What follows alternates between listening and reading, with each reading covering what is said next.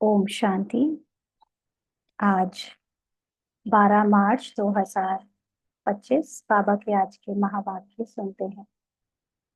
बाबा ने कहा, मीठे बच्चे, हाँ जी बाबा, बाप अभी तुम्हारी पालना कर रहे हैं, पढ़ा रहे हैं, घर बैठे राय दे रहे हैं। तो कदम कदम पर राय लेते चलो, लेते रहो, तब ऊंच पद मिलेगा। तो बाबा इस समय हमको बाप के रूप में, शिक्षक के रूप में और सद्गुरु के रूप में मिला है। और बाबा की मुरली में बाबा की प्यार की पालना भी है, तो ज्ञान की शिक्षाएं भी हैं और सद्गुरु के रूप में राय भी है। तो हर समय एक मानव जीवन में हमें कभी प्यार की जरूरत होती है, पालना की जरूरत होती है, कभी कुछ शिक्षाओं की जरूरत होती है, और जीवन को अच्छे से कैसे जिए उसमें राय लेते रहने की जरूरत होती है। तो इस समय बाबा भगवान हमको सब कुछ देने के लिए अपना ज्ञान बरसा रहा है। ऐसा कोई टॉपिक नहीं, ऐसी कोई चीज नहीं जिसके बारे में बाबा ने अपनी शिक्षाएं ना दी हो, राय ना दी हो।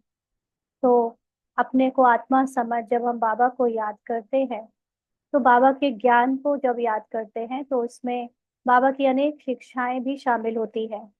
तो कदम कदम पर उन शिक्षाओं को याद करना, उन शिक्षाओं के अनुसार चलना, बाबा से कनेक्ट होते हैं जब हम आत्मिक रूप में, तो बाबा से हमें टच होता है कि क्या करना है, क्या नहीं करना है। क्योंकि आत्मिक रूप में एक ही संकल्प आता है किसी एक्शन के लिए। अगर हम अपने को शरीर समझते हैं तो बहुत सारे विचार करने पड़ते हैं एक काम करने के लिए। लेकिन जब हम अपनी आत्मा में बाबा के साथ कंबाइंड होकर कनेक्टेड रहते हैं, तो सिर्फ एक ही विचार आता है और उससे वो एक्शन यथार्थ हो जाता है, परफेक्टली और सक्सेसफुली हो जाता है। तो इसलिए अभी अगर हम अपने एक एक सेकंड में श्वासोश्वास बाबा से राय लेते रहें, माना हर समय बाबा से कनेक्टेड रहें, तो जो बाबा से हमें टच होगा, बाबा की शिक्षा याद आएगी, उसको एक काम में लाने से, एक्शन में लाने से हमारी बहुत ऊंची अवस्था बनती जाएगी। ऊंच पद मिलने का मतलब, हम जो अभी देह भार में अपने को कमजोर समझने लगे हैं, उसको मिटाकर फिर हम ऊंची अवस्था में टिकते चले जाएंगे। तो इस जन्म में, भविष्य में और आने वाले अनेक जन्मों में हमारी ऊंची अवस्था के कारण हमारे एक्शंस और हमारा रोल भी बहुत ऊंचा हो जाएगा। तो इसलिए कदम कदम पर बाबा की राय लेते रहना है। बाबा की राय लेना, अगर हम निराकारी रूप में नहीं ले पाते, तो साकारी रूप का भी अगर भान है, तो साकारी रूप में बाबा की शिक्षाओं को लेने के लिए मुरली को बहुत गहराई से समझना चाहिए, मुरली में बहुत अटेंशन रखना चाहिए। और जो भी निमित्त है उनसे पूछ सकते हैं, या कई बार ऐसे भी दूसरे तरीके भी हैं बाबा से राय लेने के। जैसे आप बाबा से पर्ची निकाल सकते हैं, क्या करना है क्या नहीं। लेकिन सबसे ऊंचा तरीका है अपनी आत्मा में स्थित हो जाएं और फिर ड्रामा को होते हुए देखें, और बाबा के साथ कंबाइंड होकर वो एक्शन जब होना होगा, जैसे होना होगा, अपने आप हो जाएगा, हम दृष्टा बनकर उसे देखते रहें। तो इससे हमारी अवस्था अचल अडोल बनी रहती है और ऊंची स्थिति होती जाती है, जिसको बाबा ने कहा आगे भविष्य में ऊंच पद मिल जाता है। आज का प्रश्न है, सजाओं से छूटने के लिए कौन सा पुरुषार्थ बहुत समय का चाहिए। सजा क्या होती है पहले तो ये समझ लेना है। सजा का मतलब ये नहीं कि कोई कढ़ाई में तेल में डाल दिया जाएगा, या बहुत ऊंची पहाड़ी से गिरा दिया जाएगा, या ऐसा ही कुछ जो जनरली शिव पुराण वगैरह में लिखा हुआ है। सजा का मतलब होता है कि आपको आपकी बॉडी और आपके मन के द्वारा ऐसी भावनाएं, ऐसे इमोशंस, ऐसी पीड़ा हो सकती है आगे चलकर या अभी भी, जिसको आप अगर मैं और मेरा समझकर अनुभव करोगे, तो उससे आपको बहुत दुख होगा। वो दर्द देगी, दुख देगी और सजाओं के जैसा फील कराएगी। और वही अगर हम आत्माभिमानी होते हैं, तो शरीर और मन से अपने को अलग डिटैच रख के समझते हैं, कोई पहचान नहीं बनाते कैरेक्टर से, तो शरीर में चाहे बीमारी हो, मन में चाहे इमोशंस में ऊपर नीचे भी हो, लेकिन नॉलेज से और लंबे काल के पुरुषार्थ से हम जब नष्टो मोहा हो जाते हैं, डिटैच हो जाते हैं कैरेक्टर से, तो हम वही कैरेक्टर में प्ले होते हुए भी उसकी दर्द से, उसकी जो भी उसको पीड़ा हो रही है, उसको हम मन मतलब आत्मा अपने अंदर सफरिंग में नहीं अनुभव करती, क्योंकि वो जानती है कि ये मैं नहीं हूँ। तो उसके लिए उस दर्द से निकलना, उस सजा से निकलना आसान हो जाता है। तो ये सजा है। अभी मानव जीवन में, मनुष्य जीवन में हम लोग देखते हैं कि बहुत सारी बातें रोज कुछ ना कुछ होता रहता है, जिससे ये मन नाखुश हो जाता है, दुखी हो जाता है, पीड़ा में चला जाता है। तो ऐसे में ये सजा ही है। तो इन सजाओं से बचने के लिए कौन सा पुरुषार्थ बहुत समय का चाहिए? तो बाबा ने उत्तर दिया, नष्टो मोहा बनने का। किसी में भी ममत्व ना हो, अपने दिल से पूछना है, हमारा किसी में मोह तो नहीं है। कोई भी पुराना संबंध अंत में याद ना आए।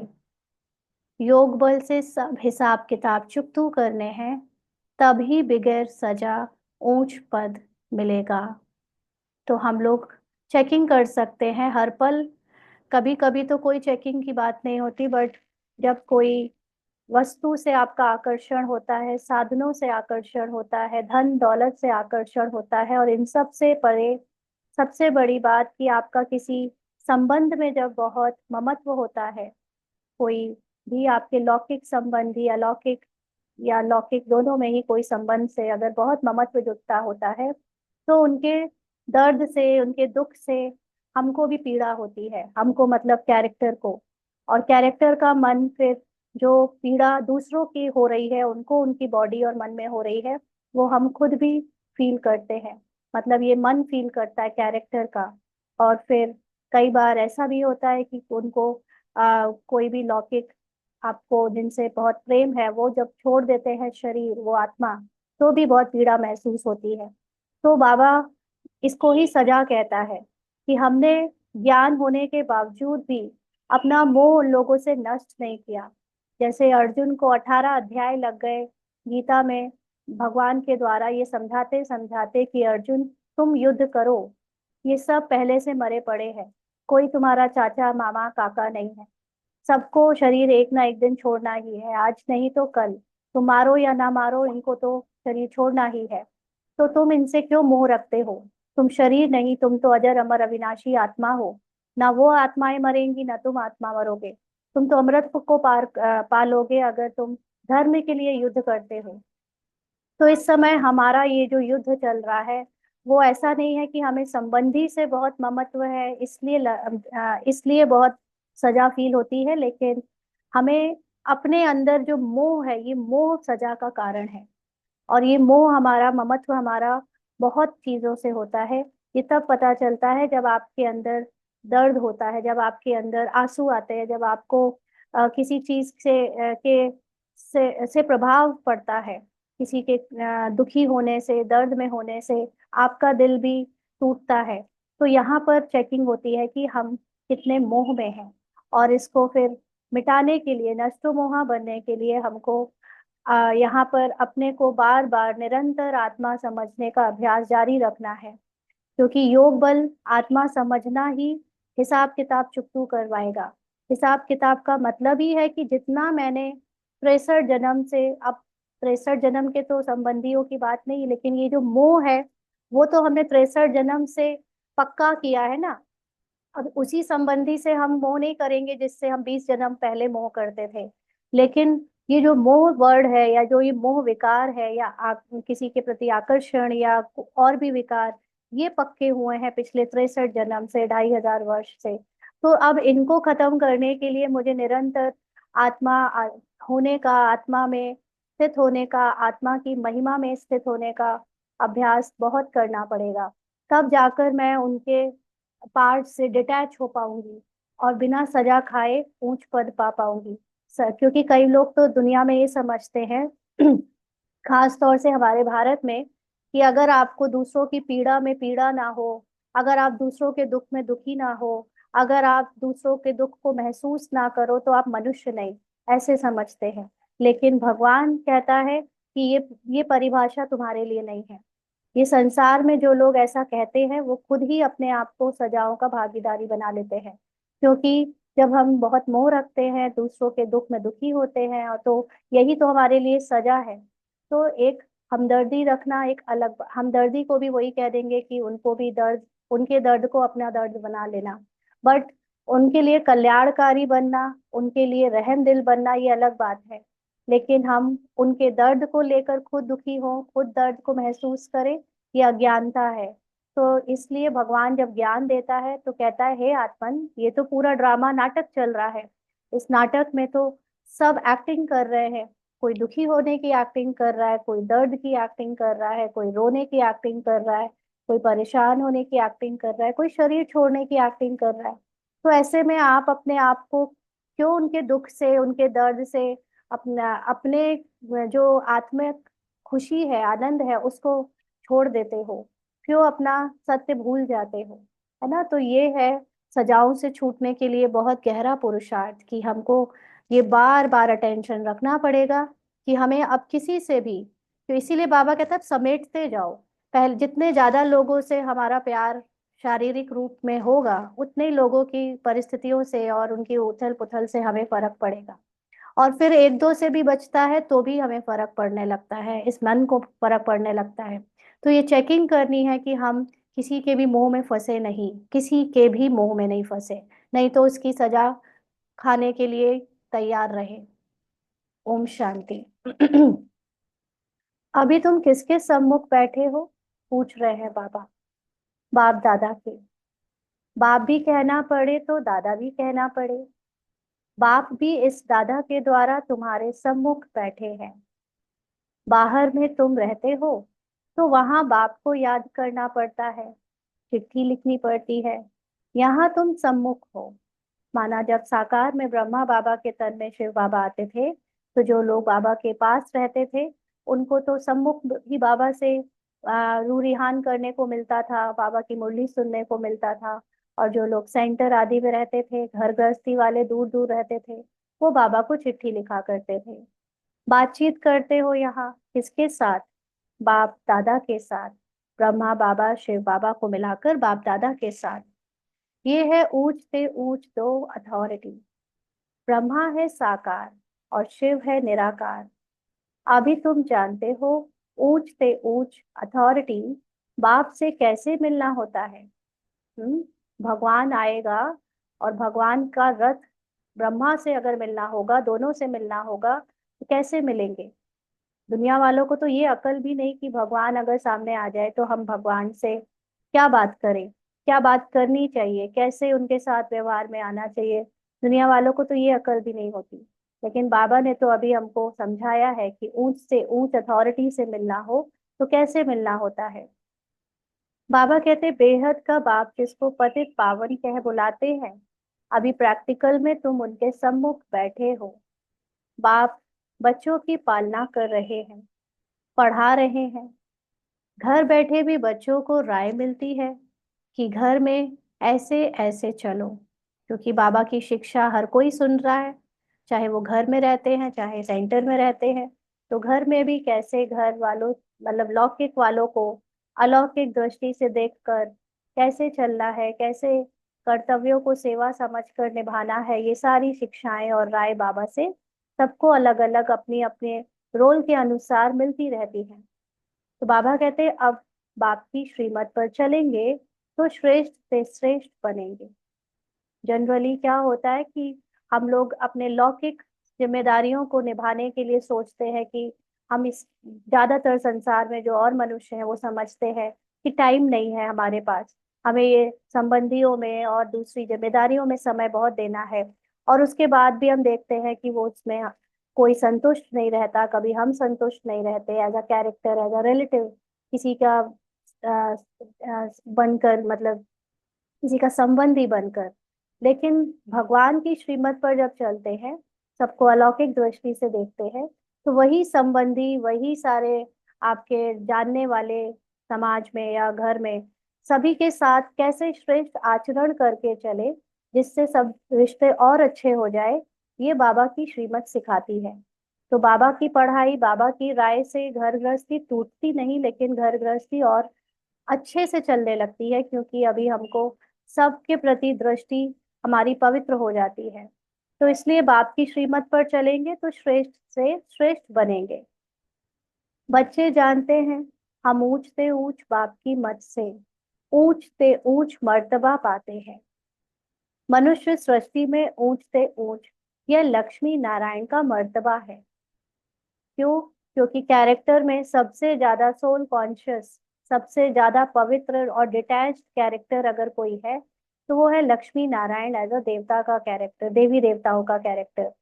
तो इसलिए मनुष्य सृष्टि में जो ऊंचा पद मिलता है वो है लक्ष्मी नारायण का। और एज अ, अभी हम पुरुषार्थ करने में जो ऊंचे से ऊंचे जाते हैं, वो किस हिसाब से?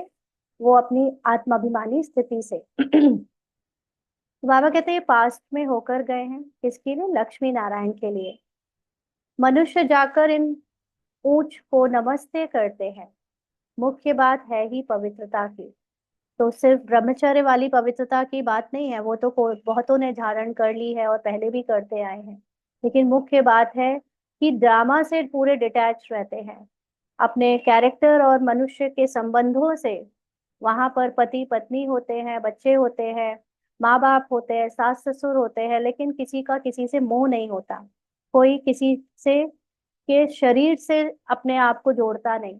सब आत्मिक भाव में रहते हैं और आत्मा की अमरता में जीते हैं। इसलिए वहां पर बर्थ और डेथ में कोई ऐसे खास अंतर नहीं होता कि डेथ में बहुत रोएंगे और बर्थ में बहुत खुश होंगे। ये सब वहां पे बहुत नेचुरल प्रोसेस रहता है बर्थ और डेथ का, जिसमें कोई रोता नहीं, बहुत ज्यादा कोई खुशी की बात नहीं, सब नॉर्मल चलता है। हर बात में आनंदित रहते हैं वो। तो बाबा कहते हैं इसलिए वो सबसे ऊंचा पद पाते, क्योंकि उनके अंदर सबसे ज्यादा डिटैचमेंट है, पवित्रता सबसे ज्यादा है। मनुष्य तो मनुष्य ही है।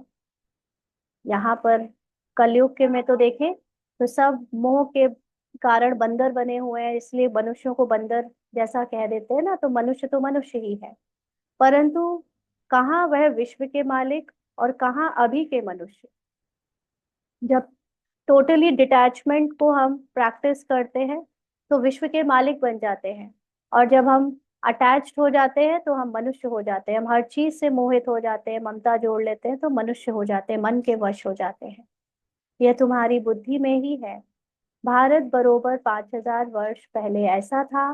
हम ही विश्व के मालिक थे और किसी के बुद्धि में यह नहीं है।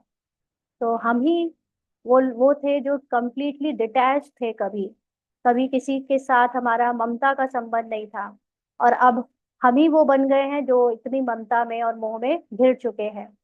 तो ये बाबा ने आकर हमें बताया है, क्योंकि हम अभी घोर अंधेरे में हैं। ब्रह्मा सो विष्णु, विष्णु सो ब्रह्मा कैसे होते हैं? यह बड़ी गूढ़ रमणीक बातें हैं जो और कोई समझ ना सके। तो ब्रह्मा लास्ट में जब आकर अपनी तमो प्रधानता की स्टेज के एंड में आते हैं तो ब्रह्मा होते हैं, और वही जब पुरुषार्थ करके विष्णु हो जाते हैं, माना सतो प्रधान अवस्था को प्राप्त कर लेते हैं तो विष्णु कहलाते हैं। तो ये कैसे बनते हैं जनरली आम मनुष्यों को ये नहीं पता। यह बड़ी गूढ़ और रमणीक बातें हैं जो और कोई समझ ना सके। सिवाय बाप के यह नॉलेज कोई पढ़ा ना सके। निराकार बाप आकर पढ़ाते हैं। श्री कृष्ण भगवानुवाच नहीं है, यानी साकारी शरीर नहीं सुनाता है। साकारी शरीर आकर कहे कि तुम अपने को निराकारी आत्मा समझो, तो फिर किसी को कुछ समझ ही ना आए, है ना। इसीलिए निराकार जब आता है तो निराकार आत्मा का अनुभव औरों को होकर उस शिक्षा को धारण करने की शक्ति मिलती है। तो जो श्री कृष्ण दिखा दिया वो तो इसीलिए गलत हो जाता है। श्री कृष्ण भगवानुवाच नहीं। बाप कहते मैं तुमको पढ़ाकर सुखी बनाता हूँ, फिर मैं अपने निर्वाण धाम में चला आता हूँ। अभी तुम बच्चे सतो प्रधान बन रहे हो, इसमें खर्चा कुछ भी नहीं है। सिर्फ अपने को आत्मा समझ बाप को याद करना है। बगैर कौड़ी खर्चा 21 जन्मों के लिए तुम विश्व के मालिक बनते हो। पाई पैसा भेज देते हैं, वह भी अपना भविष्य बनाने। कल्प पहले जिसने जितना खजाने में डाला है उतना ही अब डालेंगे। तो यहाँ पर बाबा के पास जो कुछ भी कोई भेजता है तो वो उतना ही भेजेगा जितना उसके रोल में, कैरेक्टर में फिक्स्ड होगा, जितना उसको ड्रामा में डायरेक्टर ने उसकी स्क्रिप्ट में डाला होगा, और हर कल्प में उसके द्वारा उतना ही किया जाता होगा, उतना ही भेजेगा। और जो कुछ भी भेजता है वो अपने ही फायदे में होता है। क्यों? क्योंकि उससे भविष्य बनता है। भविष्य का मतलब ऐसे नहीं कि बहुत धन दिया तो हमको भी अगले जन्म में उस कारण से धन मिलेगा, नहीं। लेकिन धन देने से, बाबा को डायरेक्ट धन देने का मतलब है आपने धन से अपना मोह खत्म किया और आपने नष्टो मोहा बने। क्योंकि जनरली लोगों को जिस जिस चीजों से मोह होता है वो चीज अगर दूसरों को दे दो तो मोह खत्म होता है ना। जैसे कहते हैं कि बेटी से मोह है तो बेटी दे दी, धन है तो धन दे दिया। तो जितना आप मोह खत्म करते जाओगे आप ऊंची स्थिति पे स्थित होते जाओगे, और उसी से आपका भाग्य बनता है। आत्माभिमानी स्थिति में आपकी संपन्नता की प्रारब्ध बनती है, ना कि उसको मोह के साथ रखने में।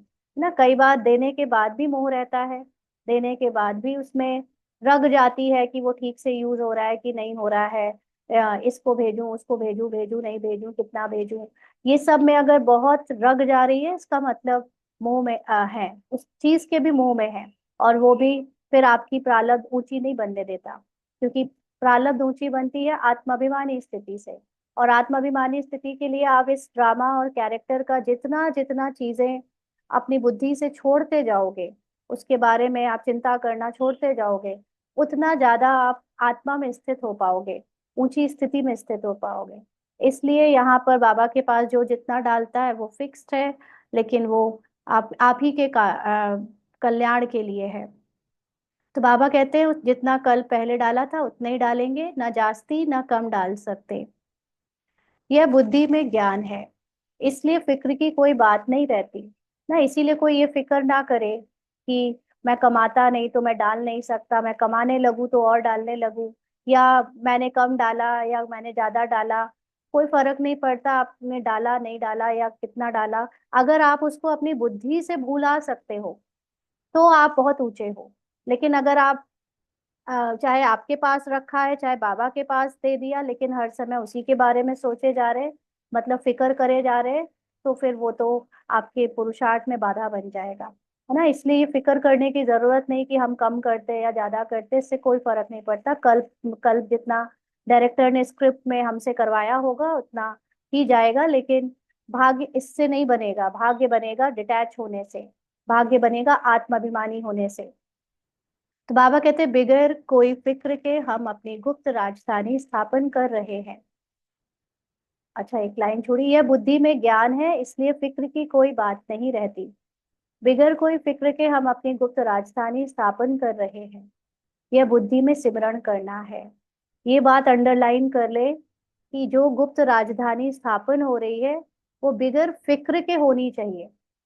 पुरुषार्थ की फिक्र भी जो हम करते हैं उसमें भी तब करते हैं जब हम पूरा ज्ञान यूज नहीं करते कि बाबा ने हमको जो भी ये पुरुषार्थ का समझाया है या अब तक मैंने जितना किया है वो ड्रामा अनुसार उतना ही होना था, उतना ही समझ आना था।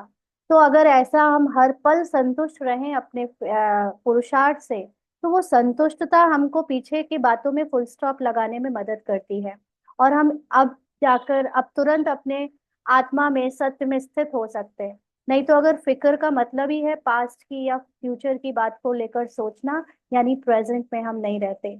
और गुप्त राजधानी का मतलब आत्माभिमानी स्थिति जो है, उससे जो हम पूरा एक राज्य अपने संकल्पों से जो स्थापन कर रहे हैं वो प्रेजेंट में आत्मा के अनुभव के बिना नहीं बन सकता। फ्यूचर और पास्ट का सोच सोच के गुप्त राजधानी स्थापन नहीं होती। गुप्त राजधानी प्रेजेंट में रहकर स्थापित होती है, और वो भी आत्मा में स्थित होकर। इसीलिए अभी हमें कोई फिक्र नहीं करनी चाहिए कि ऐसा करे कि वैसा करे। जो ज्ञान जितना समझ आया पहले उससे संतुष्ट रहे, फिर हम अपने को आत्मा समझकर बाबा की याद में रखें और उससे उसमें ही आनंद ले। तो अपने आप हमारा पुरुषार्थ ड्रामा अनुसार बढ़ते जाता है ना। तो ये बुद्धि में सिमरण करना है कि यहाँ फिक्र की बात नहीं है। तुम बच्चों को बहुत खुशी में रहना चाहिए, और फिर नष्टो मोहा भी बनना है। सबसे इम्पोर्टेंट तो यही है, नष्टो मोहा बनना।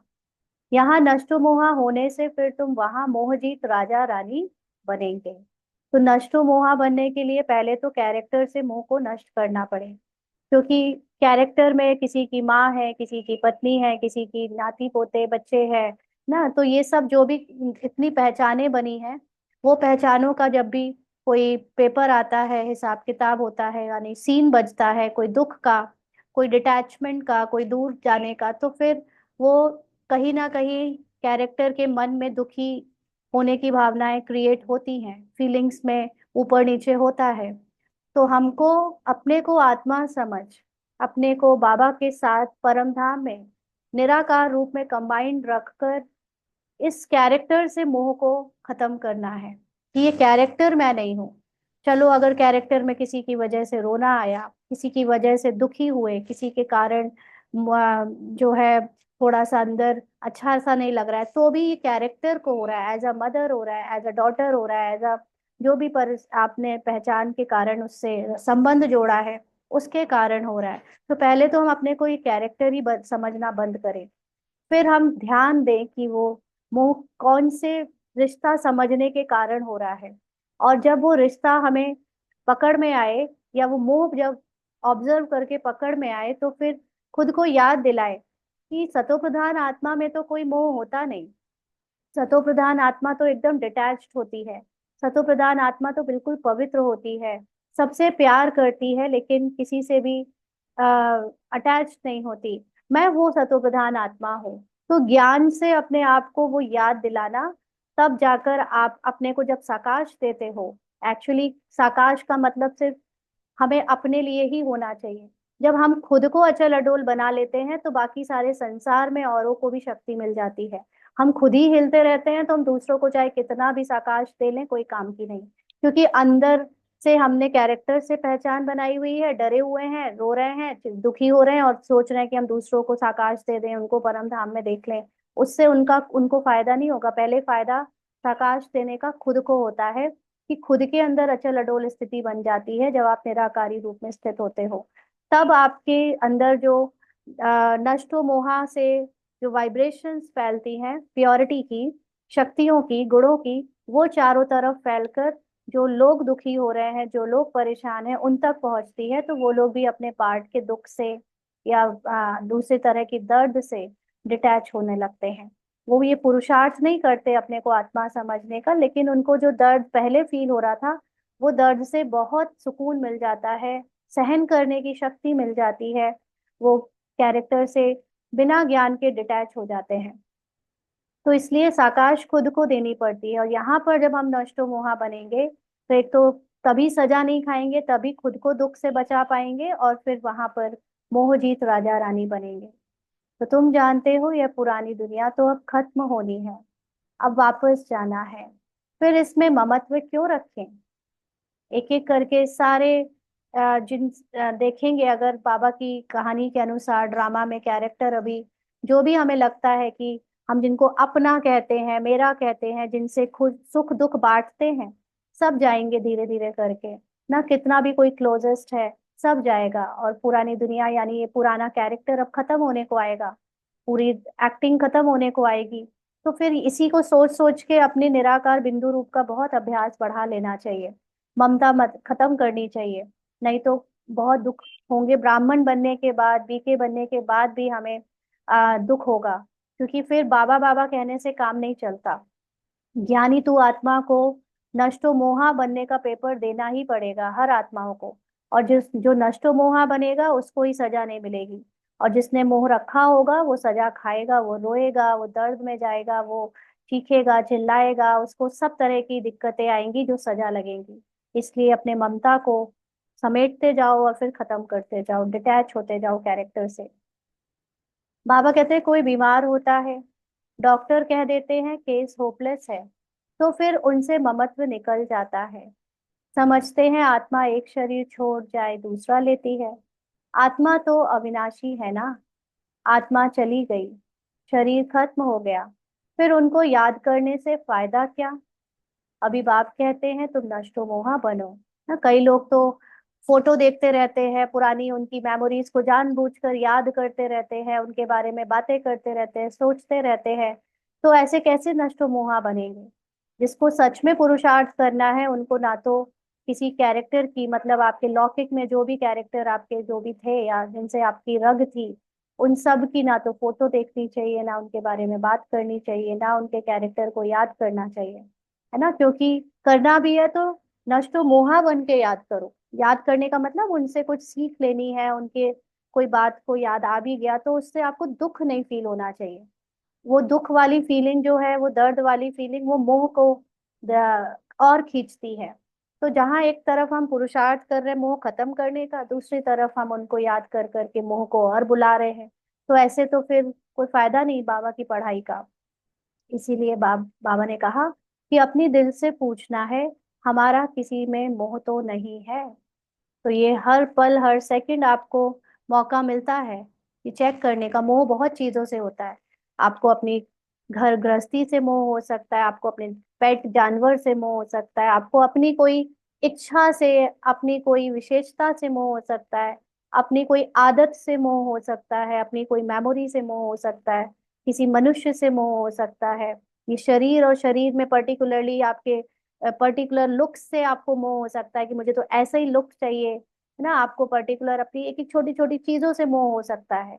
तो ये मोह चेकिंग के लिए तो पूरे दिन आपको मौका मिलेगा, चेक करते जाओ कहाँ कहाँ आपकी स्थिति खराब हो रही है, मतलब वहां वहां मोह है। जहां जहां आप लेट गो करते जाओ, अच्छा जाने दो जाने दो जाने दो, तो ठीक है, तो मतलब मोह नहीं है। लेकिन अगर आप पकड़ के बैठ जाते हो, उसके बारे में सोचते रहते हो, तो मतलब मोह है। तो ये पूछो अपने आप से, क्योंकि ये चेक करना बहुत जरूरी है। अगर पता ही नहीं चलेगा मोह कहाँ कहाँ है तो खत्म क्या करेंगे। पता चल जाएगा तो खत्म भी हो जाएगा, अपने को आत्मा समझ उस चीज से ध्यान हटा देने से। लेकिन चेक करना बहुत जरूरी है, इसीलिए अटेंशन रखना, बाबा कहते चार्ट रखना, ताकि पता चलता रहे कि तुम्हारा पुरुषार्थ कैसा चल रहा है। तो बाबा कहते नहीं तो वह पिछाड़ी में याद जरूर आएंगे। है ना, हम लोग देखते हैं कि अचानक से कोई 20 साल 25 साल पुरानी मेमोरी आने लगी, संकल्पों में याद। है ना, तो अगर मोह खत्म नहीं होगा तो वो चीजें याद आएंगी, तो अपने में जो हमको आत्मा में स्थित होना था, निराकारी डिटैच होना था, वो नहीं हो पाएंगे और डूब जाएंगे कैरेक्टर में। नष्टो मोहा होंगे तो यह पद पाएंगे। लक्ष्मी नारायण के जैसा ऊंचा पद, उनकी राजधानी में आने वाले वालों का ऊंचा पद तभी बनता है जब वो यहाँ पे हर एक चीज से डिटैच होकर जाते हैं। स्वर्ग में तो सब आएंगे, वह कोई बड़ी बात नहीं है। बड़ी बात है सजा ना खाकर ऊंच पद पाना। तो जिसने थोड़ा भी ज्ञान सुन लिया, बाबा के 20 लाख बच्चे बन गए तो बीसों के बीसों आने वाले हैं सत्युग त्रेता में। लेकिन बड़ी बात यह है कि इस समय संगम युग में कोई सजा ना खाए। यहाँ पर बीमारी हो शरीर को, चाहे रिश्तेदारी में कोई संबंधियों के बीच में कोई हो ऊपर नीचे, चाहे धन का हो, चाहे कोई दूसरी बातों का हो, लेकिन यहाँ पर मुझे उन चीजों से दुख ना हो। है ना, तो अगर उस उन चीजों से मुझे दुख हुआ, माना सजा खाई। तो सजा ना खाना बड़ी बात है, और सजा नहीं खाकर ब्राह्मण जीवन का कैरेक्टर खत्म करके आगे बढ़ते हैं तो ऊंच पद पाते हैं। योग बल से हिसाब किताब चुकतू करेंगे तो फिर सजा नहीं खाएंगे। इसीलिए योग बल मतलब आत्म बल, अपनी आत्मा में की स्थिति में स्थित होने से जो बल मिलता है, जो निर्भयता, जो न्यारी स्टेज बनती है, उससे हम कैरेक्टर की सारी चीजों को देखते हुए भी नहीं देखेंगे तो हम सजा से बच जाएंगे। पुराने संबंधी भी याद ना पड़े। अभी तो हमारा ब्राह्मणों से नाता है, फिर हमारा देवताओं से नाता होगा। अभी का नाता सबसे ऊंच है। तो देखें तो एक तरफ से ब्राह्मण का मतलब होता है जो बाबा के बच्चे बनकर ये नॉलेज ले रहे हैं। दूसरी तरफ से हम देखें कि हम अपने अंदर जब सबको अलौकिक आत्मा देखते हैं, तो हमारे लिए हर कोई अलौकिक रिश्ते में आ जाता है, चाहे वो लौकिक में है। लौकिक वालों को भी हम अलौकिक आत्मा के रूप में देखते हैं, तो हमारे लिए तो अभी सब अलौकिक रिश्ते हो गए।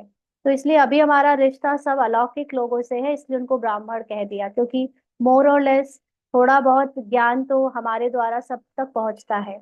तो इसलिए बाबा कहते हैं अभी तुम्हारा नाता ब्राह्मणों से है, फिर देवताओं से होगा। और अभी जो तुम्हारा रिश्ता सबके साथ है, एक अलौकिक दृष्टि वाला, वो सबसे ऊंचा रिश्ता है। अभी तुम ज्ञान सागर बाप के बने हो, सारी नॉलेज बुद्धि में है। आगे थोड़े यह जानते थे कि सृष्टि चक्र कैसे फिरता है। आगे मतलब पहले ड्रामा का नॉलेज तो किसी को भी नहीं था कि ये संसार एक खेल है, एक नाटक है, 5,000 साल की बनी बनाई स्क्रिप्ट है जो अपने आप चलती है और बिल्कुल हूबहू वही रिपीट होती है। ये सारी नॉलेज तो हमें पहले पता ही नहीं थी। अभी बाप ने समझाया है। बाप से वर्षा मिलता है, तब तो बाप के साथ लव है ना। तो ये नॉलेज बाबा से मिली है। इसीलिए बाबा ने जो नॉलेज दी उससे हमको जो सफरिंग से, जो रोल के और कैरेक्टर की सफरिंग से, उसके बोझ से मुक्ति मिली है, तब तो हम बाबा से इतना प्यार करते हैं। तो बाप द्वारा स्वर्ग की बादशाही मिलती है। स्वर्ग की बादशाही का मतलब ही है आपकी, आपके सत्य की, आपके हाईएस्ट कॉन्शियसनेस का जो नॉलेज है, वो जब आपको मिलता है तो आप उससे, कैरेक्टर से, उसकी सफरिंग से पूरे डिटैच हो जाते हो और एक संपूर्ण सतोप्रधान स्मृति डेवलप करके ज्ञान के द्वारा आप पूरा विश्व परिवर्तन करते हो, जिसको स्वर्ग की बादशाही कहते हैं। उनका यह रथ मुकर्रर है। ब्रह्मा बाबा के लिए बोला, भारत में ही भागीरथ गाया हुआ है। बाप आते भी भारत पे है। तुम बच्चों की बुद्धि में अभी 84 जन्मों की सीढ़ी का ज्ञान है। तुम जान चुके हो यह 84 का चक्र हमको लगाना ही है। एक बार डायरेक्टर के साथ मूवी साइन कर ली तो पूरे में एक्टिंग करनी पड़ेगी, बीच में छोड़ के नहीं जा सकते। तो ये 84 जन्मों के या 84 एपिसोड्स का नाटक है। इसमें हमको हर हाल में नाटक में एक्ट करना ही है, ये चक्र में, एक्टिंग में, रोल में जन्म लेकर आना ही है। तो 84 के चक्र से छूट नहीं सकते हैं। तुम जानते हो कि सीढ़ी उतरने में बहुत टाइम लगता है, चढ़ने में सिर्फ एक अंतिम जन्म लगता है। माना ड्रामा को कैरेक्टर बनकर प्ले करने में और भूल जाने में कि मैं आत्मा हूँ, इसमें 84 जन्म लग जाते हैं। लेकिन याद करने में एक ही जन्म लगता है कि मैं आत्मा हूँ, शरीर नहीं। तो ये अंतिम जन्म में ये नॉलेज हमको हमारे सत्य तक एक झट से पहुंचा देती है।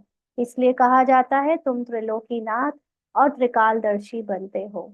तो त्रिलोकीनाथ, त्रिलोकीनाथ का मतलब तीनों लोकों के स्वामी। तो इस समय नॉलेज से जब हमें पता चल गया कि साकार मनुष्य लोक माना हमारी फिजिकल बॉडी, सूक्ष्म वतन माना हमारे संकल्पों का शरीर, सूक्ष्म शरीर, और जो सबसे ऊपर है निराकारी वतन, या जिसको हम परम स्थिति कहें, हमारी केवल निराकारी रूप, हमारा निराकारी आत्मिक बिंदु, वो है हमारा थर्ड वर्ल्ड, या फर्स्ट वर्ल्ड को ले सकते हैं, ऊपर से नीचे या नीचे से ऊपर। तो ये तीनों दुनिया को जान लेने से, निराकारी, आकारी और साकारी, तीनों वर्ल्ड को जान लेने से जब मैं अपने को निराकारी स्थिति में स्थित कर लेती हूँ, तो मुझे ना तो साकारी शरीर की कैरेक्टर का फर्क पड़ता है, ना मुझे आकारी यानी मन और संस्कारों से कोई फर्क पड़ता है। मैं अपने जो अप्रभावित, असोचता, अभोक्ता, अकर्ता वाली स्टेज निराकारी में स्थित हो जाती हूँ। तो मैं तीनों लोकों की स्वामी हो जाती हूँ, माना मैं साकार, आकार और ऊपर की तो हूं ही। तो ये इसको कहते हैं त्रिलोकी नाथ। यानी जिस चीज से आपको फर्क ना पड़े, जिस चीज के ऊपर आप जीत पा लो, वो आपको अब हरा नहीं सकते। शरीर या शरीर का कैरेक्टर या उसकी कहानी अब आपको हरा नहीं सकती, आपके सत्य को हिला नहीं सकती, आपके संकल्प, आपके मन और संस्कार आपको हिला नहीं सकते, आपके सत्य को बदल नहीं सकते, और आपकी निराकारी स्थिति तो है ही। तो ये हो गए त्रिलोकी नाथ। और त्रिकालदर्शी का मतलब, जैसे उस दिन समझा था कि ये एक ड्रामा को अगर हम सर्कल में समझें कि ये पूरा चक्र चल रहा है, सतयुग, त्रेता, द्वापर, कलयुग के एक एक जन्म के अगर हम बाइफरकेशन करें उस चक्र में, है ना, एक चूड़ी है उसमें चक्र में कट मार दें 84, और आप बीच में आ जाओ, आप सेंटर पे खड़े हो जाओ, तो सेंटर से अब आप अपने पूरे चक्र को देख पा रहे हो। तो इसको कहते हैं त्रिकालदर्शी। और त्रिकालदर्शी में ये भी बात आती है कि जब तक आप चक्र के ऊपर उस लाइन में खड़े हो, माना वो जैसे चूड़ी है तो आप उस सेंटर की परिधि पे खड़े हो, सॉरी उस चक्र की परिधि पे, तो आपको सिर्फ पास्ट और फ्यूचर और प्रेजेंट लगेगा कि हाँ मैं आ, तीनों युग या तीनों काल में बंधा हुआ हूँ, पास्ट फ्यूचर और प्रेजेंट में। लेकिन जब आप सेंटर पे आ जाते हो, आप चक्र से हट जाते हो, बीच में आकर देखते हो, तो आपके लिए सब कुछ प्रेजेंट होता है, सिर्फ वर्तमान होता है। आप वर्तमान में कभी भी कहीं भी किसी भी सीन को देख सकते हो। तो आपके लिए तीनों कालों का दर्शन प्रेजेंट में होने लगता है। तो ये ड्रामा पूरा आपके लिए एक सेकंड में आप उसका दर्शन कर सकते हो। इसको कहते हैं त्रिकालदर्शी बनना। तो इस समय आत्मा जब अपनी निराकारी स्थिति में स्थित होती है, बाबा की ज्ञान से, नॉलेज से, तो वो त्रिलोकीनाथ और त्रिकालदर्शी बन जाते हैं। पहले तुमको यह पता था क्या कि हम त्रिलोकीनाथ बनने वाले हैं? हमें भी तीनों लोकों का ज्ञान हो जाएगा, ये पता था क्या हमें? अभी बाप मिला है, शिक्षा दे रहा है, तब तुम समझते हो। बाबा के पास कोई आते हैं, बाबा पूछते हैं आगे इस ड्रेस में, इसी मकान में कभी मिले हो?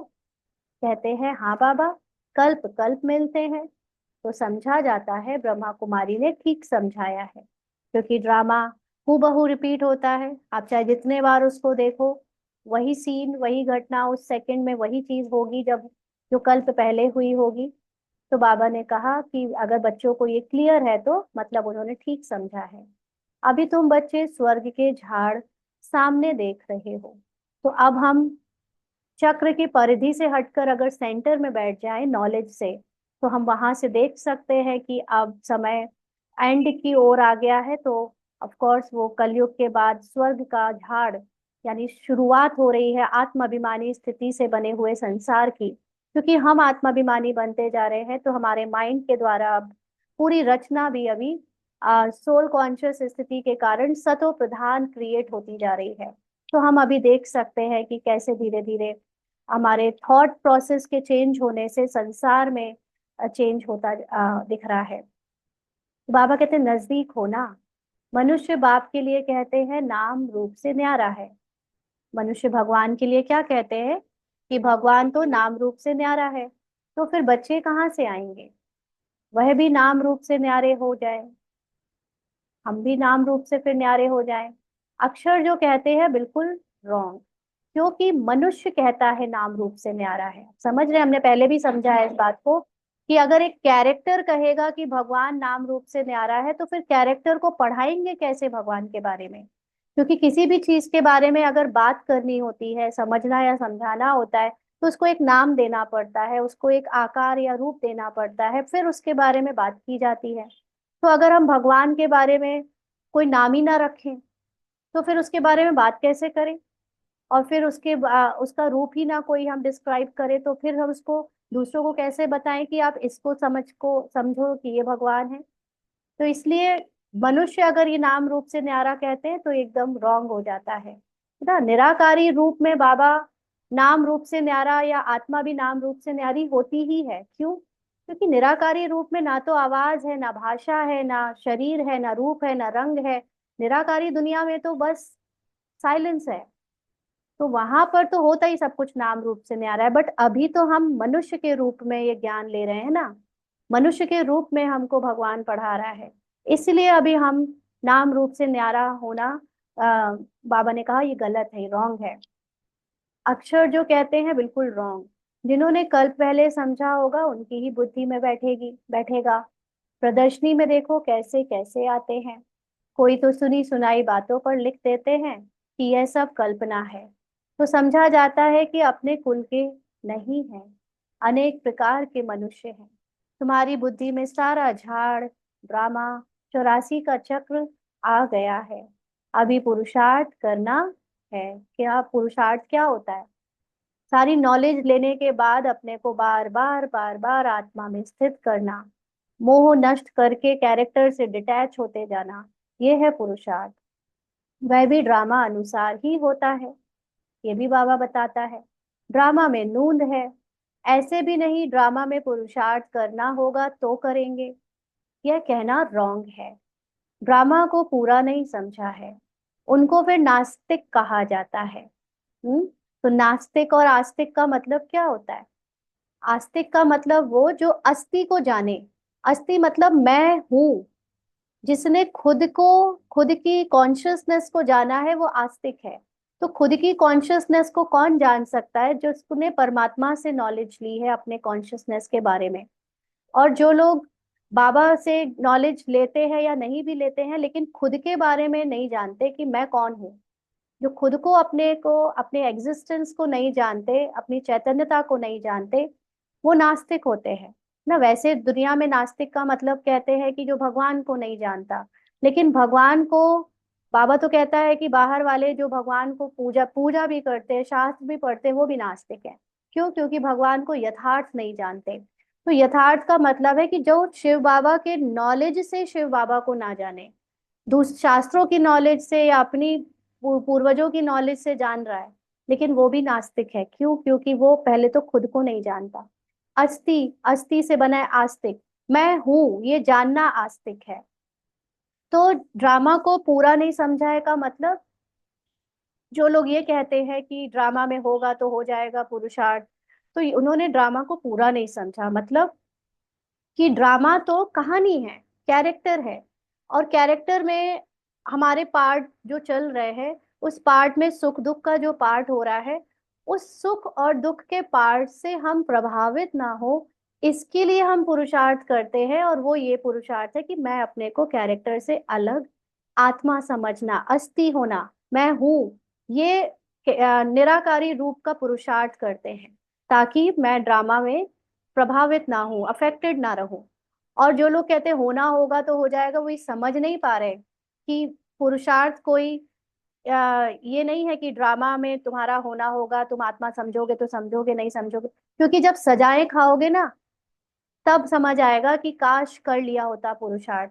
तो जो लोग ड्रामा को पूरा समझते हैं वो और अच्छे से पुरुषार्थ करने लग पड़ते हैं। और जो ड्रामा को अधूरा समझते हैं, वो तो छोड़ देते हैं, अरे ड्रामा में होगा तो कर लेंगे। क्योंकि वो यही नहीं समझते कि पुरुषार्थ क्या होता है। अभी तो मेजॉरिटी ब्राह्मण्स को ये नहीं पता कि पुरुषार्थ होता क्या है। उन्होंने तो पुरुषार्थ को ये समझ लिया कि सुबह उठना है, भोजन सात्विक खाना है, भोग लगाना है, प्रोग्राम्स में जाना है, सेवा करनी है। ये सब पुरुषार्थ में काउंट कर लिया, सारी फिजिकल चीजों को पुरुषार्थ में काउंट कर रखा है।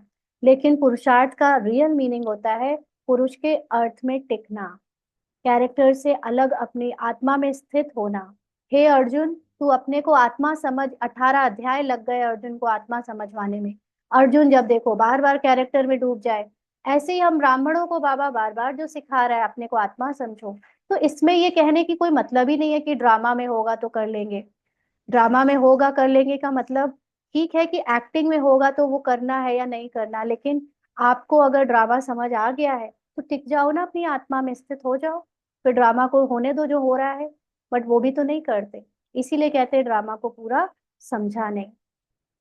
तो वे बाप से प्रीत रख ना सके। जो अस्थि आत्मा अपने को ही नहीं समझ पाए, अपने को ही नहीं जान पाए, वो बाप से क्या प्रीत रखेंगे? ड्रामा के राज को उल्टा समझने से गिर पड़ते हैं। फिर समझा जाता है इनकी तकदीर में नहीं है। विघ्न तो अनेक प्रकार के आएंगे, उनकी परवाह नहीं करनी है। अंडरलाइन, परवाह नहीं करनी है। कैरेक्टर आप में आपके लिए चाहे जितनी रुकावटें डाली जाएं, चाहे जितना विघ्न या ऊपर से ऑपोजिशन दिखाया जाए, बट डोंट वरी, चिंता मत करो, सब कैरेक्टर में है, कहानी में है, नाटक में है, कुछ भी सत्य नहीं है। आपको अपनी आत्मा में स्थित होने से कौन रोक सकता है? आपको जेल में भी बंद कर दिया जाए, आपको तिहाड़ जेल में या कोई भी जेल में बंद कर दिया जाए, आप वहां भी अपने को आत्मा समझ के तो रह ही सकते हो ना, उससे तो आपको कोई नहीं रोक सकता। तो कितने भी विघ्न आए, कितने भी विरोध आए, आप तो अपने को अंदर से आत्मा समझ के चलते जाओ, ये पुरुषार्थ करते रहो। तो परवाह नहीं करनी है कैरेक्टर के विरोधों की, कैरेक्टर के विघ्नों की। बाप कहते हैं जो अच्छी बातें तुमको सुनाते हैं वह सुनो। बाप को याद करने से खुश बहुत रहेंगे।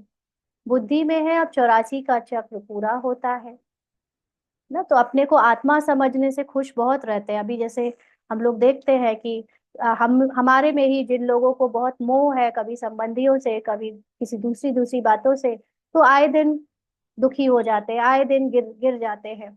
और समझते भी नहीं कि हमको दुखी नहीं होना चाहिए। हमारे कैरेक्टर में हमारे लिए अब भगवान मिल चुका है, सदा सुख देने का हमारा पूरा हक है, सुख में रहने का पूरा हक है। लेकिन वो तब पॉसिबल होगा जब अपने को कैरेक्टर से न्यारी आत्मा समझ, बाप समान आत्मा समझ रहेंगे। और मोह को तो नष्ट करना ही पड़ेगा। बुद्धि में है, अब 84 का चक्र पूरा होता है, अब जाना है अपने घर। अभी 1 मिनट के लिए बाबा के पास बैठेंगे निराकारी रूप में, संसार को एकदम डिटैच होकर, कैरेक्टर में जो भी याद आ रहा है सबको एकदम डिटैच होकर निराकारी स्मृति से देखें कि आपकी उसमें कितनी रग है। और अपने आप को याद दिलाएं कि आप वो कैरेक्टर या वो मोह जो फीलिंग आ रही है वो आप नहीं हो। 1 मिनट के लिए इसका अभ्यास करेंगे।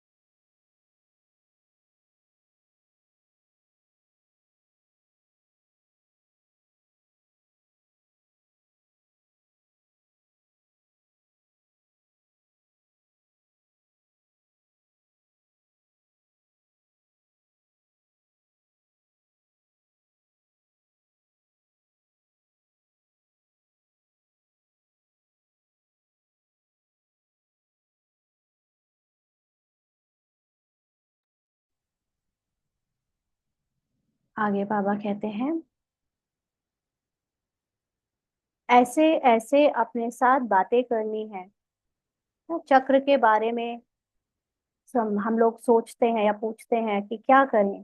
अभी यही करना है कि चक्र जो दिख रहा है, जो ड्रामा दिख रहा है, उसको देखते हुए बार बार अपने को याद दिलाना है कि अब तो अपने घर जाना है। घर जाने का मतलब अभी जो ये लिमिटेड माइंड था या है, इसको अब अपने साइलेंस में मर्ज हो जाना है, अपने आत्मा के सत्य में, सतो प्रधान स्थिति में मर्ज हो जाना है। इसीलिए अब ये जो रजो और तमो के जो भी माइंड में संकल्प आ रहे हैं या सेंसेशन, इमोशंस और बातें शरीर की हैं, वो सब बार बार याद दिलाना है कि वो मैं नहीं हूँ। मैं तो मेरा साइलेंस हूँ, मेरा घर साइलेंस है। और मेरा घर प्योर है, पवित्र है, जहाँ सुख और आनंद है। बस वही वही बार बार याद दिलाना है, सो दैट कि हम यहाँ के दुखों से, यहाँ की मोह में से निकलकर अपने सत्य आनंद को अनुभव कर पाए। तुम पतित तो जा नहीं सकते हो। जब तक ड्रामा से पहचान बनाई है, सूक्ष्म शरीर साकारी आकारी दोनों से अटैच्ड है, तब तक हम निराकारी रूप में स्थित होना हमारे लिए बहुत मुश्किल है। नहीं जा सकते, और वापस शरीर छोड़कर भी नहीं जा सकते जब तक हम ये कैरेक्टर से पूरी तरह से छूट ना जाए, सूक्ष्म कैरेक्टर से भी, सूक्ष्म शरीर से भी। तो पहले जरूर साजन चाहिए, फिर पीछे बारात। जैसे शिव और शिव की बारात दिखाई है, तो गाया हुआ भी है भोलानाथ की बारात। सबको नंबरवार जाना तो है, अपने सुप्रीम हाईएस्ट कॉन्शियसनेस में अब सबको लौटना है। नंबरवार अब सब लौटेंगे। तो इतना आत्माओं का झुंड कैसे नंबरवार जाता होगा? तो जो लोग लिमिटेड माइंड से उसको सुनेंगे, वो समझेंगे कि वो दिखने में आएगा कि वो जा रहा है, वो मच्छरों जैसा कुछ दिखेगा कि देखो कहीं ऊपर जा रहा है। बट एक्चुअली नंबरवार कैसे जाता होगा, इसका मतलब है कि इतने सारे कलेक्टिव लोग, कलेक्टिवली इतने सारे लोग अपनी हायर कॉन्शियसनेस में कैसे शिफ्ट होंगे। ये कोई बाहरी रूप से इन दो आंखों से देखने वाली बात नहीं है, ये समझने वाली बात है कि मेरी कॉन्शियसनेस जब हाईएस्ट, मेरी सतो प्रधान स्थिति में स्थित हो जाती है, हमारा मेरा माइंड पूरा सतो प्रधान हो जाता है, तो इस माइंड की रचना, ये वर्ल्ड जिससे ये जो ये माइंड देख रहा है, उसमें कलेक्टिवली इतना चेंज आता है कि कलेक्टिवली सारे लोग उसमें अपग्रेड हो जाते हैं। सब ये जो एक्सीडेंट होना, मार काट, चोरी डकैती, ये सारी चीजें खत्म हो जाती हैं एकदम। मतलब होगा लास्ट में एक्सट्रीम में जाकर ये खत्म होता हुआ दिखेगा, बट मेरी कॉन्शियसनेस अगर ऊपर हो गई है तो मेरे लिए ये सब कुछ नहीं होगा। और मैं देखूंगी कि मेरे पास जो लोग मुझे दिख रहे हैं, उनकी ऊंची स्थिति है। जैसे जैसे आपकी कॉन्शियसनेस ऊपर जाती है, आपके संपर्क में भी हायर कॉन्शियसनेस के लोग आना शुरू हो जाते हैं। संसार में घटनाओं के बारे में आपको पता चलता रहता है कि यहाँ बुरा हो रहा है, वहां बुरा हो रहा है, बट आपके अपने साथ और अपने जिनके साथ आपका रोज का देखना चलना है, उनके साथ वो सब नहीं हो रहा होता है। क्यों? क्योंकि ये बातें जो नीचे कॉन्शियसनेस वालों के साथ होती है, वो ऊपर वाले कॉन्शियसनेस वालों के साथ नहीं होती। चोरी डकैती मारना काटना ये सब बातें नीचे वाले कॉन्शियसनेस लोगों के साथ होती है। जिनकी कॉन्शियसनेस, जिनकी आत्मा का बल ऊपर हो गया है, जिनकी आत्मा की अवस्था ऊंची हो गई है, सतो प्रधान या सतो तक भी पहुंच गई है, उनके साथ वो घटनाएं घटेंगी ही नहीं जो कलयुग में घटती हैं। उनके साथ पहले रजो, फिर सतो और फिर सतो प्रधान घटनाएं ही घटेंगी। इसीलिए ये पुरुषार्थ हमें खुद के लिए करना है। जिसने ड्रामा को सच में समझा है वो ऐसे ही नहीं छोड़ देगा, वो अपनी कॉन्शियसनेस को ऊपर ले जाएगा। क्योंकि आजकल दुख जिस तरह से, दुख के बादल करीब आते जा रहे हैं, उसमें अगर आप नहीं उड़े, आपने खुद को ऊपर नहीं उड़ाया, तो वो दुख के बादल आपको कैरेक्टर में अपने अंदर ले लेंगे, है ना। इसलिए आप उड़ जाओ, आप अपनी कॉन्शियसनेस को ऊपर कर दो, तो ये दुख के बादल केवल उनको अपने प्रकोप में समेटेंगे जिनकी कॉन्शियसनेस यहाँ नीचे है। हमारी माइंड की कॉन्शियसनेस बहुत ऊंची हो जाए, सतो प्रधान हो जाए, आत्मा की स्थिति में स्थित हो जाए, तो ये संसार हमारे लिए एकदम चेंज हो जाएगा। तो इसको कहते हैं कि इतने सारे झुंड में लोग चेंज होते हैं, कलेक्टिव कॉन्शियस शिफ्ट होती है ना। उन्होंने कह दिया कि मच्छरों की तरह दिखेगा जैसे कोई झुंड जा रहा है, ऐसा नहीं होता है।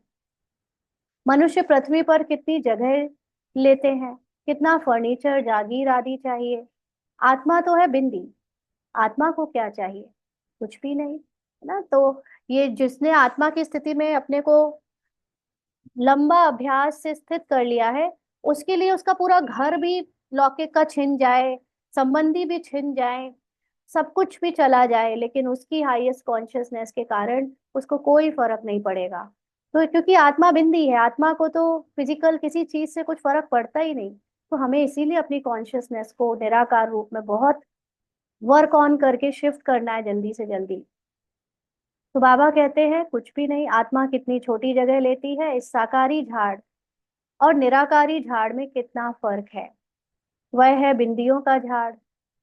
यह सब बातें बाप बुद्धि में बैठाते हैं। तो आप देखो, ये सफरिंग जितनी दिख रही है, ये संसार में दिख रही है। आप जब अपनी निराकारी स्थिति का अभ्यास करते हो, अपने आप को साकाश देते हो, तो आप देखते हो कि यही सारे वर्ल्ड की सारी आत्माएं परम धाम में तो एकदम आनंद में है, एकदम चमक रही हैं, एकदम ग्लो कर रही हैं, एकदम शांति में है, प्योर है। कोई वहाँ कचड़ा नहीं है, कोई लड़ाई झगड़ा नहीं है। तो ये है अपने मन को सुकून देना। हमारा मन सुकून कब पाता है? जब हम देखते हैं चारों तरफ सुकून ही सुकून, सब शांत है।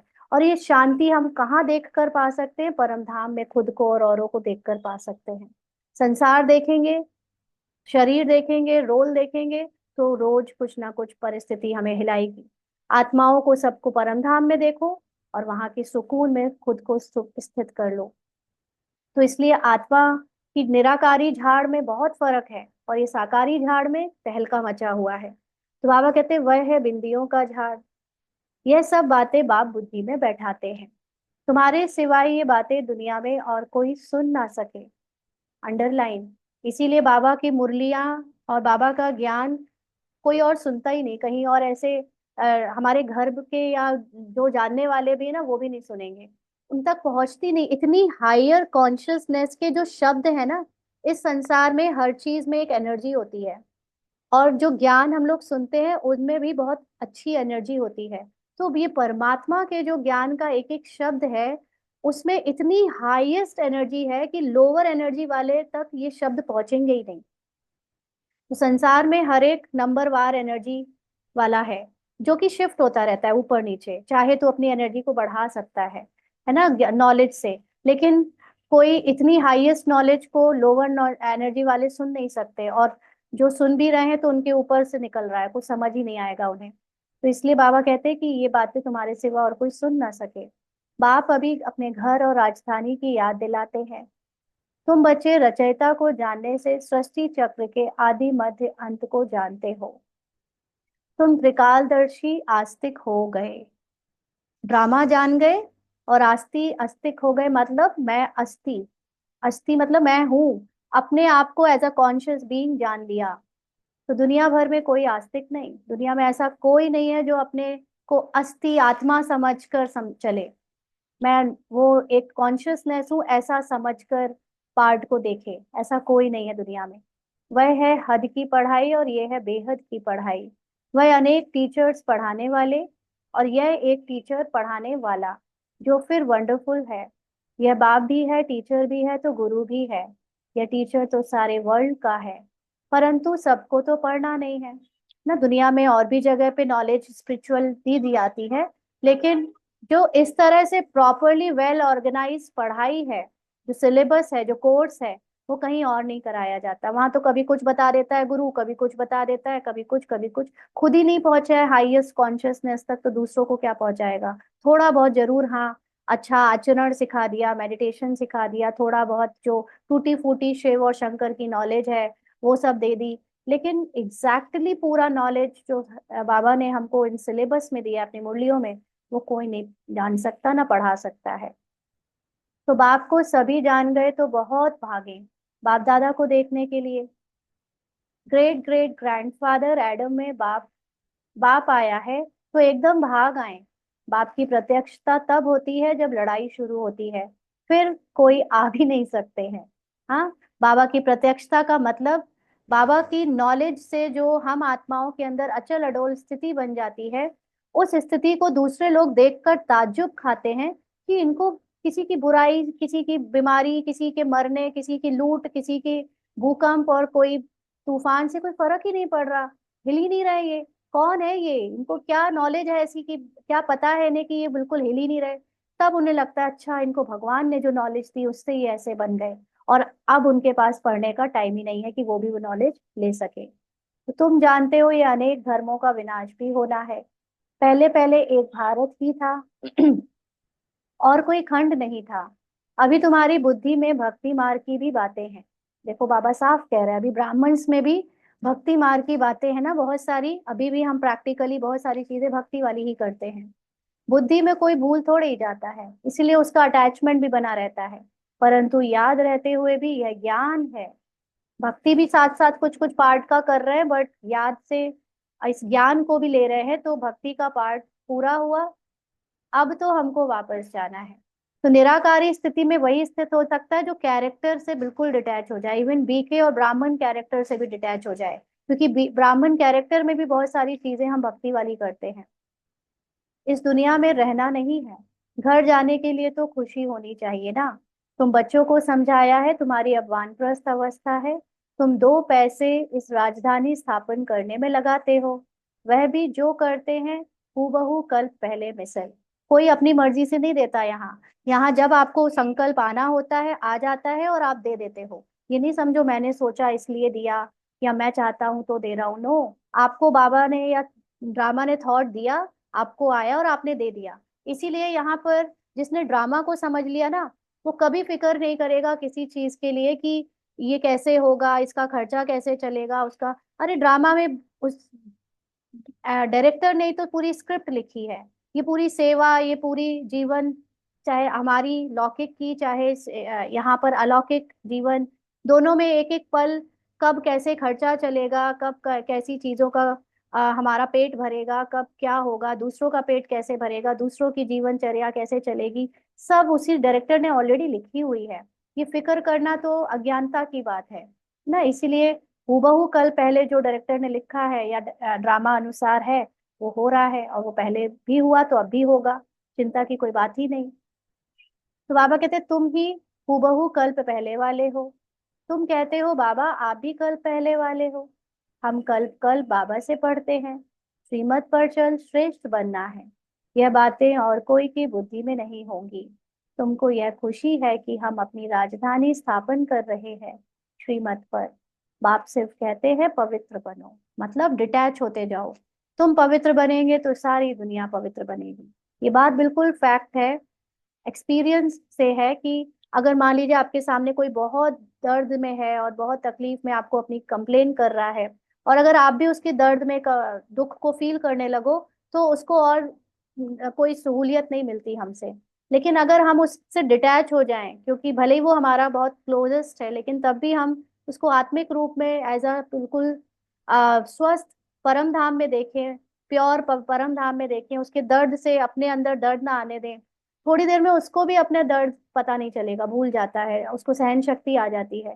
तो जितना हम डिटैच होते जाएंगे, उतना ही संसार अपनी सफरिंग से, अपने कैरेक्टर से डिटैच होती जाएगी।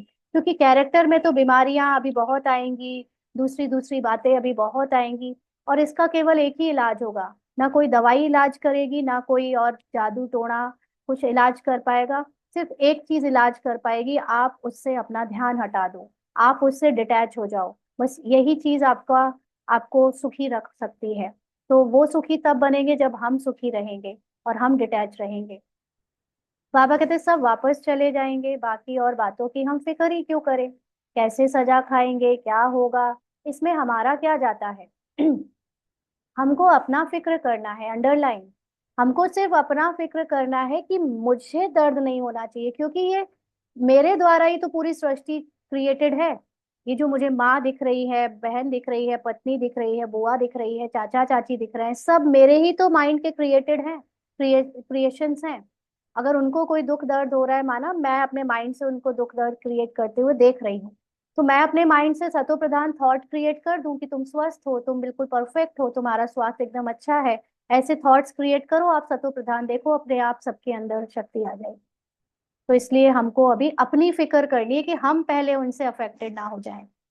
और धर्म वालों की बातों में हम क्यों जाएं। हम हैं आदि सनातन देवी देवता धर्म के। वास्तव में इनका नाम भारत है, फिर हिंदुस्तान नाम रख दिया है। हिंदू कोई धर्म नहीं है। हम लिखते हैं कि हम देवता धर्म के हैं, तो भी वह हिंदू लिख देते हैं, क्योंकि जानते ही नहीं है कि देवी देवता धर्म कब था। कोई भी समझते नहीं है। अभी इतने बीके हैं। यह तो फैमिली हो गई ना, घर हो गया ना। ब्रह्मा तो है प्रजापिता, सबका ग्रेट ग्रेट ग्रैंडफादर। पहले पहले तुम ब्राह्मण बनते हो, फिर वर्णों में आते हो। ब्राह्मण बनने का मतलब नॉलेज से सोल कॉन्शियस और बॉडी कॉन्शियसनेस का पुरुषार्थ करने वाले। तो तुम्हारा ये नॉलेज अथवा यूनिवर्सिटी भी है, सॉरी, तुम्हारा ये कॉलेज अथवा यूनिवर्सिटी भी है, हॉस्पिटल भी है। गाया जाता है ज्ञान अंजन सद्गुरु दिया, अज्ञान अंधेर विनाश। योग बल से तुम एवर हेल्दी एवर वेल्दी बनते हो। नेचर क्योर कराते हैं ना। तो नेचर क्योर का मतलब क्या है, दुनिया में नेचर का मतलब है कि नेचुरल चीजों में आपको रखते हैं, नेचुरोपैथी, नेचुरल इलाज करा के आपको ठीक करते हैं आपकी बॉडी को, मतलब क्या, इस हद की बॉडी को। लेकिन यहाँ पर नेचर क्योर का मतलब आप अपने परफेक्ट संपूर्ण सतो प्रधान आत्मा की नेचर को जानकर उस आत्मा में स्थित हो जाते हो जब माइंड से, बुद्धि से, तो आप एवर हेल्दी और एवर वेल्दी फील करते हो। तो अभी तुम्हारी आत्मा क्योर होने से फिर शरीर भी क्योर हो जाएगा। यह है स्पिरिचुअल नेचर क्योर। आत्मा सतो प्रधान हो जाएगी तो वो पूरी फिल्म भी सतो प्रधान बनाएगी, पूरा वर्ल्ड भी सतो प्रधान क्रिएट करेगी, तो सबके शरीर भी परफेक्ट हो जाएंगे। हेल्थ वेल्थ हैप्पीनेस 21 जन्मों के लिए मिलती है। ऊपर में नाम लिख दो रूहानी नेचर क्योर। मनुष्यों को पवित्र बनाने की युक्तियां लिखने में कोई हर्जा नहीं है। आत्मा ही पतित बनी है तब तो बुलाते हैं ना। आत्मा मतलब आत्मा का मन। मन गिर गया इसलिए दुनिया भी गिरी हुई बना दी। मन उठ जाएगा, मन पवित्र हो जाएगा तो दुनिया भी पवित्र आ जाएगी। आत्मा पहले सतो प्रधान पवित्र थी, फिर अपवित्र बनी है। फिर पवित्र कैसे बने। भगवानुवाच मन मना भव, मुझे याद करो तो मैं गारंटी करता हूँ तुम पवित्र हो जाओगे। बाबा कितनी युक्तियां बतलाते हैं, ऐसे ऐसे बोर्ड लगाओ, परंतु कोई ने भी ऐसा बोर्ड लगाया नहीं है। मुख्य चित्र मुख्य रखे हो, अंदर कोई भी आए तो बोलो तुम आत्मा परमधाम में रहने वाली हो। यहाँ यह ऑर्गन्स मिले हैं पार्ट बजाने के लिए। यह शरीर तो विनाशी है ना। बाप को याद करो तो विकर्म विनाश हो जाएंगे। अभी तुम्हारी आत्मा अपवित्र है, फिर पवित्र बनो तो घर चले जाएंगे। माना अपने माइंड से पवित्र होते जाओ, डिटैच होते जाओ पूरे कैरेक्टर से, तो आप आत्मा की जो साइलेंस स्थिति है, जो सतो प्रधान संपूर्ण स्थिति है, उसमें माइंड मर्ज हो जाएगा। समझाना तो बहुत सहज है। जो कल्प पहले वाला होगा वही आकर फूल बनेंगे, माना आत्माभिमानी बनेंगे। इसमें डरने की कोई बात नहीं है, तुम तो अच्छी बात लिखते हो। वह गुरु लोग भी मंत्र देते हैं ना, बाप भी मन मनाभव का मंत्र दे, फिर रचयिता और रचना का राज समझाते हैं। गृहस्थ व्यवहार में रहते सिर्फ बाप को याद करो, दूसरे को भी परिचय दो, लाइट हाउस भी बनो।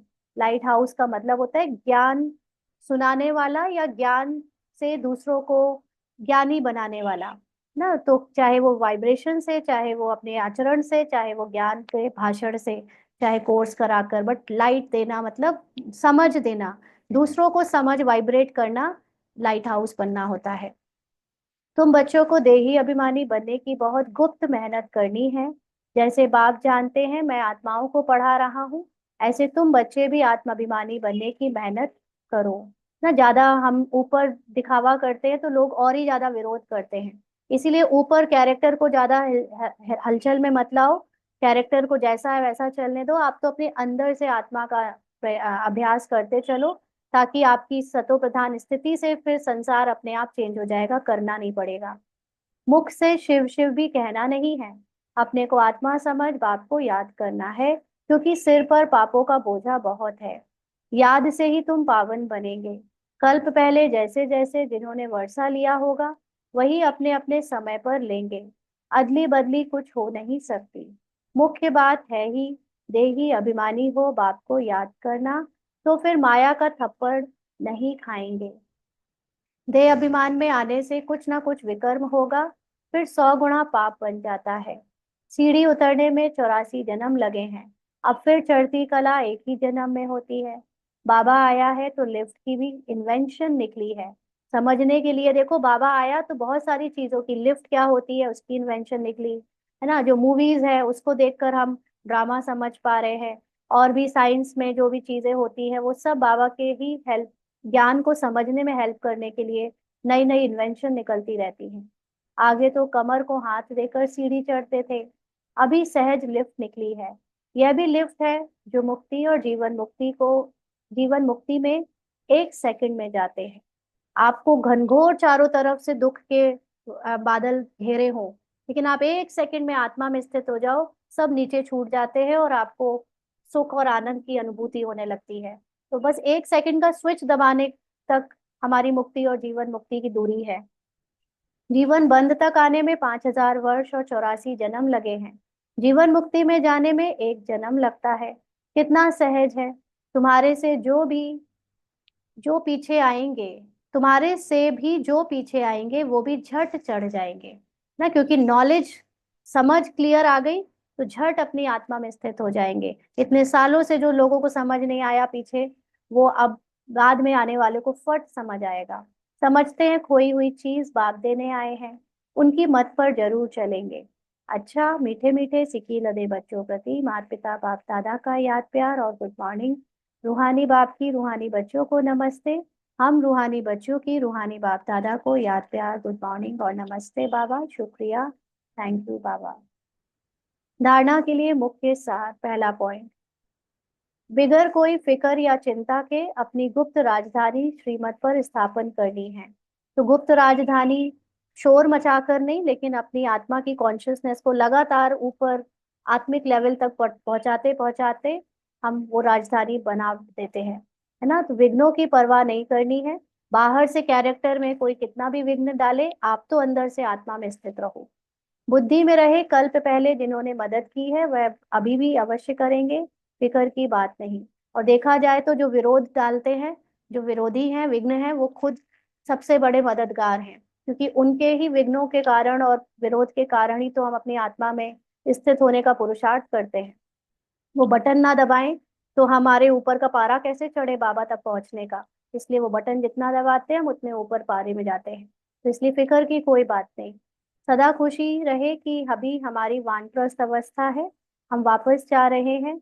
आत्माभिमानी बनने की बहुत गुप्त मेहनत करनी है। अगेन बाबा बार बार यही कह रहा है, गुप्त गुप्त गुप्त मेहनत करो, कोई भी विकर्म नहीं करना है। तो विकर्म करने का मतलब ही है अपने को कैरेक्टर समझकर कैरेक्टर से पहचान बनाना। तो हम कोई भी तरह से कैरेक्टर से पहचान ना बनाए, नहीं तो देह अभान में आने के कारण सजा खानी पड़ेगी। इसलिए अंदर से गुप्त रूप से कैरेक्टर चाहे जैसा प्ले हो, आप अपने को आत्मा समझते रहो। कैरेक्टर से न्यारी। आज का वरदान है, किसी भी विकराल समस्या को शीतल बनाने वाले संपूर्ण निश्चय बुद्धि भव। देखने में शरीर की या परिस्थितियों की विकराल समस्या आ भी जाए, तो भी आप अपने सत्य की स्मृति में टिक कर शीतल रहो और ऐसे संपूर्ण निश्चय बुद्धि भव। तो जैसे बाप में निश्चय है, वैसे स्वयं में और ड्रामा में भी संपूर्ण निश्चय हो। ड्रामा की कोई भी बात सदा आपको आपकी आत्मा तक ही ले जाने के लिए डिजाइन की गई है अब। तो इसलिए अपनी सत्यता यानी आत्मा में आपका निश्चय हो, और ड्रामा भी आपको कल्याण ही देगा, इसमें निश्चय हो। कैरेक्टर का कल्याण की बात नहीं करता है ड्रामा। एक चीज ध्यान रखनी कि मुझ कैरेक्टर का कल्याण हो जाए, मैं एज अ रूपाली मेरा कल्याण हो जाए, नहीं। आत्मा जो है वो अपनी संपूर्णता तक पहुंचे, इसका कल्याण ड्रामा में, चाहे रूपाली के पार्ट में कितनी भी विघ्न डालकर आए, लेकिन वो भी कल्याणकारी होगा, क्योंकि रूपाली से डिटैच होकर आत्मा अपनी संपूर्णता में उससे स्थित होती है। तो जैसे बाबा पर निश्चय, वैसे अपनी आत्मा होने पर और ड्रामा में संपूर्ण निश्चय हो। स्वयं में यदि कमजोरी का संकल्प उत्पन्न होता है, तो कमजोरी के संस्कार बन जाते हैं। इसलिए व्यर्थ संकल्प रूपी कमजोरी के जर्म्स अपने अंदर प्रवेश होने नहीं देना। साथ साथ जो भी ड्रामा की सीन देखते हो, हलचल की सीन में भी कल्याण का अनुभव हो, वातावरण हिलाने वाला हो, समस्या विकराल हो, लेकिन सदा निश्चय बुद्धि विजयी बनो, तो विकराल समस्या भी शीतल हो जाएगी। आज का स्लोगन है, जिसका बाप और सेवा से प्यार है, उसे परिवार का प्यार स्वतः मिलता है।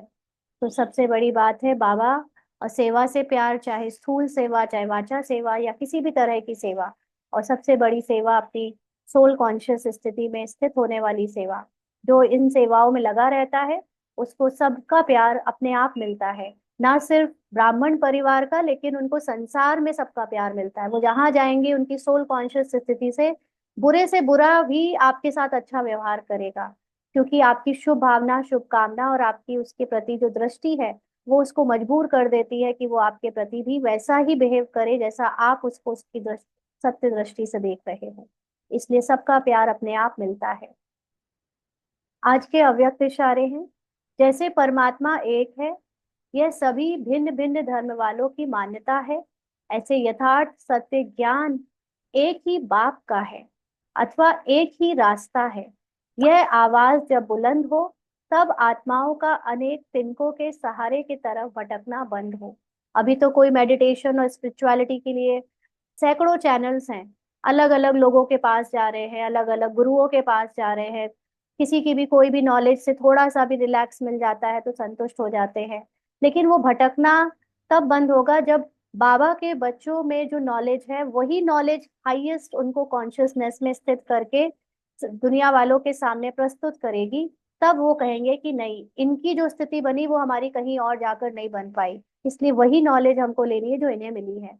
तो अभी तो यह समझते हैं कि यह भी एक रास्ता है, अच्छा रास्ता है, लेकिन आखिर भी एक बाप का एक ही परिचय, एक ही रास्ता है। एक सत्यता के परिचय की व सत्य ज्ञान के शक्ति की लहर फैलाओ, क्योंकि बाबा के ज्ञान में एक चीज सबसे इंपॉर्टेंट है, वो है ड्रामा। और जिसने ड्रामा समझ लिया, वो दृष्टा होने का जो अभ्यास करता है, वो साक्षी होकर जो अपनी सत्यता की स्थिति से औरों की सेवा करता है, उससे ऑटोमेटिकली लोगों में जो परिवर्तन आता है, वो है सबसे बड़ा प्रत्यक्षता का झंडा। तो ऐसे बाबा ने कहा कि अभी अपने सत्य ज्ञान की शक्ति की लहर फैलाओ, तब प्रत्यक्षता के झंडे के नीचे सर्व आत्माएं सहारा ले सकेंगी। अच्छा, ओम शांति।